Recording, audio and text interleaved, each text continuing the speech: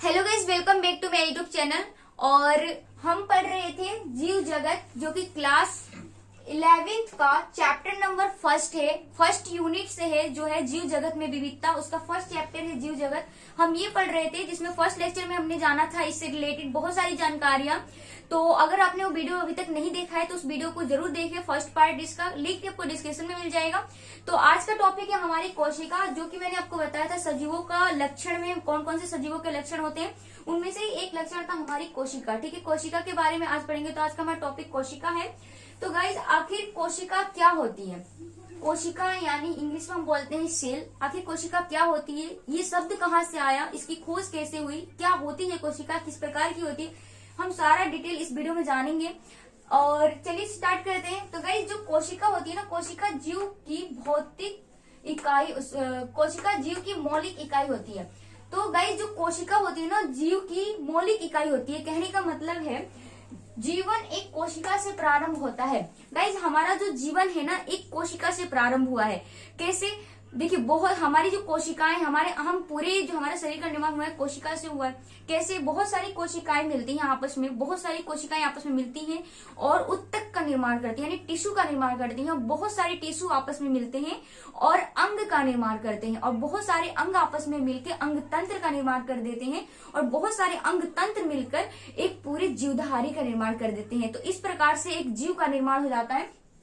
तो आपने देखा, कोशिका से प्रारंभ हुआ था। ठीक है, तो इसीलिए हम बोलते हैं कि जीवन एक कोशिका से प्रारंभ होता है। ओके, इसीलिए बोलते हैं। और इसीलिए कोशिका को संरचनात्मक तथा क्रियात्मक इकाई भी कहते हैं। मतलब कोशिका को हम संरचनात्मक तथा क्रियात्मक इकाई भी कहते हैं, क्योंकि हमारी जो संरचना है, संरचनात्मक हमारी जो संरचना है वो एक कोशिका से बनी हुई है, और क्रियात्मक मतलब जितनी भी क्रियाएं हैं सभी हमारी कोशिका में संपन्न होती है। तो इसीलिए हम कोशिका को संरचनात्मक तथा क्रियात्मक इकाई भी कहते हैं। ओके, अब बात आती है कोशिका का अध्ययन जो है साइटोलॉजी कहलाता है। ठीक है, तो कोशिका का अध्ययन साइटोलॉजी, जीव विज्ञान या सेल बायोलॉजी, हम कुछ भी बोल सकते हैं। ठीक है, अब बात आती है कि आखिर कोशिका की खोज किसने किया था, कोशिका के जनक कौन है? तो कोशिका के जो जनक है गाइज, वो है रोबर्ट हुक। रोबर्ट हुक ने कोशिका की खोज की थी। गाइज, आपको बता दूं कि जो रोबर्ट हुक थे, ये एक जीव विज्ञान के वैज्ञानिक नहीं थे, ये भौतिक विज्ञान के वैज्ञानिक थे, भौतिकी वैज्ञानिक थे। और ये क्या कर रहे थे ना, कि जो माइक्रोस्कोप, पहले के माइक्रोस्कोप बने हुए थे, तो वो इतने अच्छे नहीं थे। तो वो क्या कर रहे थे कि माइक्रोस्कोप को मॉडिफाई कर रहे थे, मतलब और अच्छा बेटर कर रहे थे उसको। तो जब उन्होंने उसको मॉडिफाई किया था माइक्रोस्कोप को, तो उसको मतलब उसमें देखने के लिए कुछ चाहिए था उनको। तो उसके लिए उन्होंने लिया था ओक पादप की छाल। एक ओक पादप था, उसका छाल लिया था। उस छाल को सन 1665 में, जिसके छाल में कोर्क उत्तक पाया जाता है, ओक पादप की छाल में कोर्क उत्तक पाया जाता है, उस कोर्क उत्तक को देखा था माइक्रोस्कोप में। तो वो एक हनी कॉम्ब स्ट्रक्चर दिखाई दे रहा था, मतलब कुछ इस प्रकार से हनी के छत्ते की तरह वो स्ट्रक्चर दिखाई दे रहा था, जिसका उन्होंने नाम दिया था कोशिका, यानी सेल नाम दिया था। बट वो क्या था ना, कि जो कोशिका थी ना, जिसका रोबर्ट हुक ने खोज की थी, वो मृत कोशिका थी। तो आज से मेरे से याद रखना कि अगर आपसे कोई पूछता है कि कोशिका की खोज किसने किया था, तो रोबर्ट हुक ने किया था। बट कैसी कोशिका की खोज की थी उन्होंने? तो मृत कोशिका की खोज की थी रोबर्ट हुक ने। ओके, अब बात आती है कि आखिर जब ये रोबर्ट हुक ने मृत कोशिका की खोज की थी, तो जीवित कोशिका क्या होती है?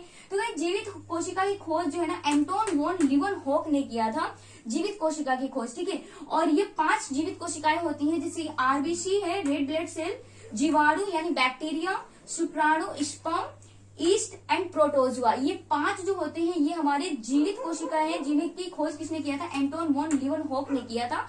बट जो सबसे पहले जो कोशिका की खोज हुई थी, मृत कोशिका की खोज हुई थी, जिसने किया था? रोबर्ट हुक ने किया था सन 1665 में। और उसके बारे में उन्होंने समझाया भी है अपनी ही पुस्तक माइक्रोग्राफिया में। इन्होंने लॉन्च किया था 1665 में, अपनी पुस्तक दिया था, जिसमें उन्होंने टोटली एक्सप्लेन किया है सेल से रिलेटेड। ठीक है, कोशिका से रिलेटेड उनकी ही पुस्तक है माइक्रोग्राफिया। ओके, अब बात आती है कि आप कैसे कह सकते हैं कि मृत कोशिका है और ये जीवित कोशिका है, क्या डिफरेंस होती है एक मृत कोशिका में, एक जीवित कोशिका में? तो गाइज, यहाँ पर मैं आपको बता दूं, कि कोशिका में पाया जाता है जीव द्रव्य। ठीक, कोशिका में होता है जीव द्रव्य जिसे हम साइटोप्लाज्म बोलते हैं, जिसकी खोज और शब्द दोनों ही एक वैज्ञानिक थे जिनका नाम था पुरकिंजे। पुरकिंजे ने दिया था जीव द्रव्य। ठीक है, जीव द्रव्य की खोज किया था और जीव द्रव्य दिया भी किसने? पुरकिंजे ने खोज किया था। ठीक है, अब बात है कि कौन सी जीवित कोशिका होती है, कौन सी मृत कोशिका होती है। तो देखिए, कोशिका में ना जो सबसे पहला आवरण होता है वो कोशिका भित्ति होती है। ठीक है, जिसे हम सेल वॉल बोलते हैं। एंड जो सेकंड लेयर होती है उसके नीचे वाली उसे हम कोशिका झिल्ली बोलते हैं। और कोशिका के अंदर होता है केंद्रक। ठीक है, जिसकी खोज किया था रॉबर्ट ब्राउन ने। केंद्रक की खोज रॉबर्ट ब्राउन ने किया था सन 1831 में किया था। ओके, तो ये सारी चीजें क्या होती है? कोशिका में पाई जाती हैं। तो ये होती है हमारी जीवित कोशिका। और ये सारी चीजें मतलब हमारी कोशिका झिल्ली, केंद्रक और जीव द्रव्य जिसमें नहीं होता है ये ना, उसको हम बोलते हैं मृत कोशिका। जिसके बाहर सिर्फ एक कोशिका भित्ति बनी होती है, उसको मतलब इसमें कोई और अंदर ना केंद्रक होता है ना कोशिका झिल्ली होती है, कुछ भी नहीं होता है, तो उसको हमने मृत कोशिका का नाम दे दिया क्योंकि इसके अंदर कुछ भी नहीं पाया जाता सिवाय एक कोशिका भित्ति के। ठीक है, तो ये मृत कोशिका है, ये जीवित कोशिका है। तो इस प्रकार से आप समझ सकते हैं कि कौन सी मृत कोशिका है, कौन सी जीवित कोशिका है। गाइस, अगर आपको ये वीडियो लेक्चर थोड़ा भी अच्छी लगी हो तो प्लीज वीडियो को लाइक जरूर करना और चैनल को सब्सक्राइब करना। Thank you for watching.